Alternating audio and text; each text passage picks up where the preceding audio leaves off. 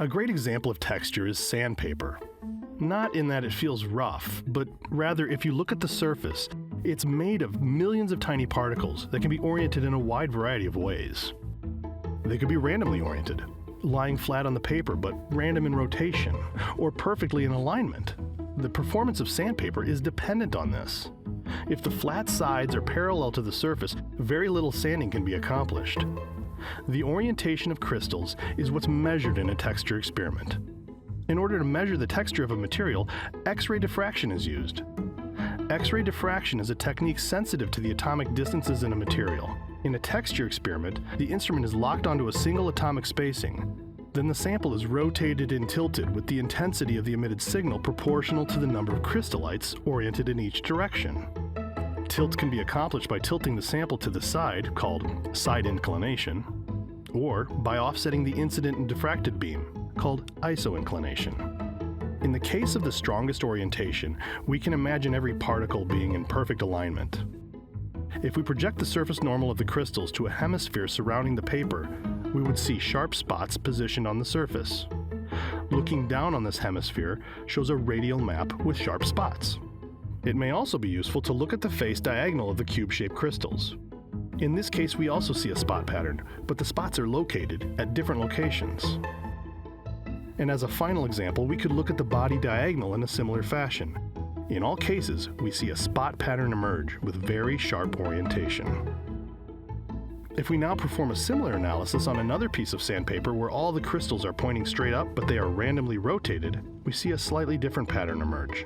We see concentric circles centered on the rotation axis of the crystals.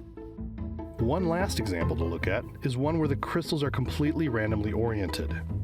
Instead of spots or circles, the entire map is covered in constant intensity. Each of these plots is a map of a specific atomic plane of the crystal in the sample. These are called pole figures. In some cases, the pole figures are all that is needed and the job is done.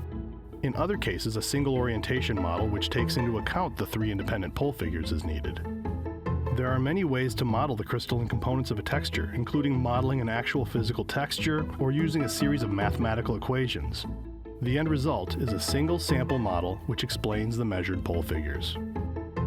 This sample model is called the orientation distribution function, or ODF. The ODF uses a special coordinate system used to describe the orientation of crystallites in 3D space, called Euler angles.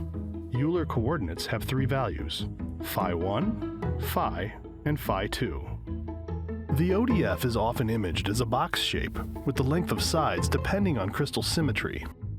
In the case of a cubic crystal, all sides are the same length of 90 degrees. The orientation of each crystallite in the sample is mapped into this box. In the case of a single crystal, a small spot is seen. The more perfect the crystal, the smaller the spot. The more defects in the crystal, the larger the spot. This is where the term spherical texture comes from. In the case of a fiber orientation, we said the direction is well known in two directions, but random in the third. This would correspond to a line or fiber passing through the box, like a wormhole through an apple. In the real world, orientation components are often a mixture between spherical and fiber, known as an elliptical component. The last case was isotropic, where again it corresponds to intensity everywhere. It is often hard to use these 3D models in reports and for quantification, so often this 3D box is sliced into sections, resulting in a series of squares. Each square has a side of phi1 and phi, with each cut representing a specific phi2. Texture is important in optimizing both mechanical and electrical properties of materials. A random texture tends to resist brittle failure, as it is difficult for cracks to transfer from one crystallite to the next.